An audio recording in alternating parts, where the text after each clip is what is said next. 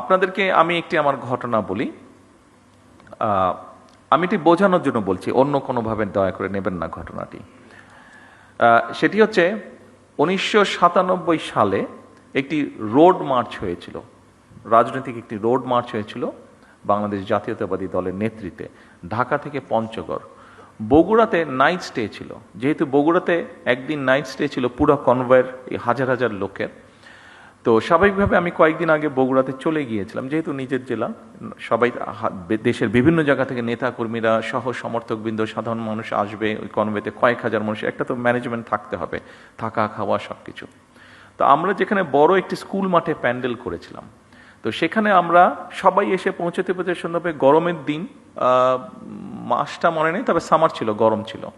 তো আমরা সকল মানুষ যাতে এসে অন্তত একটু হাত মুখ ধুতে পারে, অজু করতে পারে, গোসল করতে পারে, এরকম একটা ব্যবস্থা রেখেছিলাম। তো স্বাভাবিকভাবে স্কুল মাঠ নিয়েছিলাম, মাঠের মধ্যে যদি পানি পড়ে ন্যাচারালি কাদা হয়ে যাবে, তো আমরা নিচে বালি দিয়ে উপরে ইট জাস্ট বিছিয়ে দিয়েছিলাম।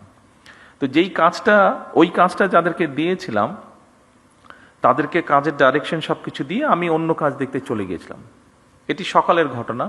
রাত্রে যখন আমি প্রায় 9টার দিকে আসলাম, এটি আগের দিনের ঘটনা, যেদিন রোড মার্চ আসবে আগের দিনের ঘটনা, 9টার দিকে আসলাম, দেখলাম যে ইটগুলো নিয়ে আসা হয়েছে। যাদেরকে ইটের কথা বলেছে, আমাদেরই এক নেতা ছিল, তার ইটের ভাটা ছিল, সে বলেছে যে আমি ইট দেবো। ঠিক আছে, ভেরি ওয়েল, তাহলে আমাদের ইট আর কিনতে হয়নি।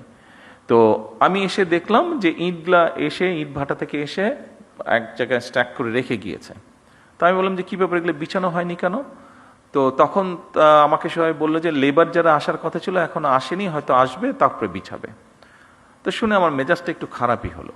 আমি কাউকে কিছু বললাম না, আমি চারিদিকে আমাদের নেতাকর্মীরা আছে, আমি হাঁটা ধরলাম স্টেকের যেখানে ইটগুলা সব রাখা ছিল, আমি গিয়ে দুই হাতে দুইটা ইট ধরে, এখানে শাওলম আছে, খুব সম্ভব ওর বোধহয় ঘটনাটি মনে আছে, আমি দুই হাতে দুটো ইট নিয়ে যেখান থেকে বিছানোর কথা ছিল ওখানে আমি বিছানো ধরলাম।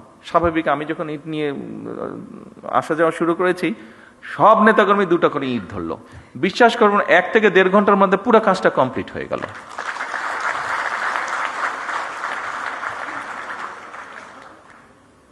আপনারা যে যেখানে কাজ করছেন, আপনারা সেখানকার নেতৃত্ব, আমি আমার বক্তব্যে বলেছি, কাজে আপনাদের উপরে অনেক কিছু নির্ভর করছে।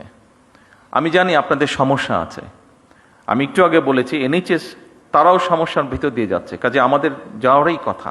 তাদের অর্থনৈতিক অবস্থা অনেক শক্তিশালী, কিন্তু আপনারা যদি, এটি আপনার প্রতিষ্ঠান, ওখানে আপনি নেতৃত্ব দিচ্ছেন, আপনি যদি চান, 100% সম্ভব না, বাট অনেক সমস্যার সমাধান করা সম্ভব। চেষ্টা করে দেখুন, আমি দৃঢ়ভাবে বিশ্বাস করি আপনারা পারবেন। আপনারা পারবেন বলেই কিন্তু আপনাদের কাছে এই প্রত্যাশাটা করছি।